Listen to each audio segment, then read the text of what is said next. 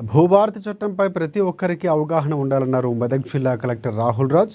సాదా బైనమాల దరఖాస్తుల పరిష్కారానికి త్వరలోనే మార్గదర్శకాలు రిలీజ్ అవుతాయన్నారు. మెదక్ జిల్లా శివంపేట మండలంలో భూభారతి చట్టంపై అవగాహన సదస్సు నిర్వహించారు.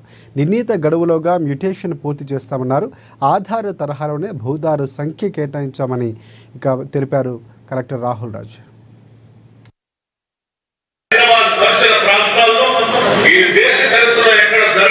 సో ఆ భూభారతి చట్టంకి ఇంతకు ముందున్న చట్టానికి ఏంటి డిఫరెన్స్?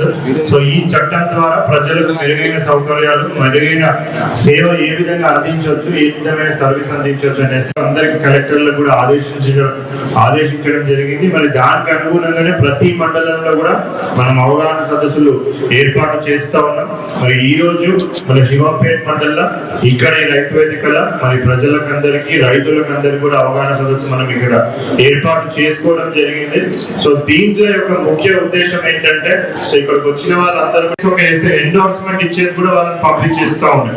ఎందుకంటే మనం ఏమైనా చేయాలంటే తహసీల్దార్ అన్నా, కలెక్టర్ అన్నా, లేకపోతే ఇంకా పై అధికారి ఎవరన్నా ఏమైనా చేయాలంటే ఆ చట్టంలో పొందుపరిచి ఉండాలి. ఏ విధమైన యాక్షన్ తీసుకోవచ్చు అనేది కూడా పొందుపరిచి ఉండాలి. బట్ ఆ ధరణి చట్టంలో ఎట్లా ఉంటది అనేసి అంటే ఏ విధమైన యాక్షన్ తీసుకోవడానికి ఉండదు. ఎవరైతే ధరణిలో పట్టేదారు ఉంటారో వాళ్ళే పట్టేదారు. వాళ్ళు నిజంగా పట్టేదారా కాదా, వాళ్ళు ప్రాపర్ వ్యవస్థ.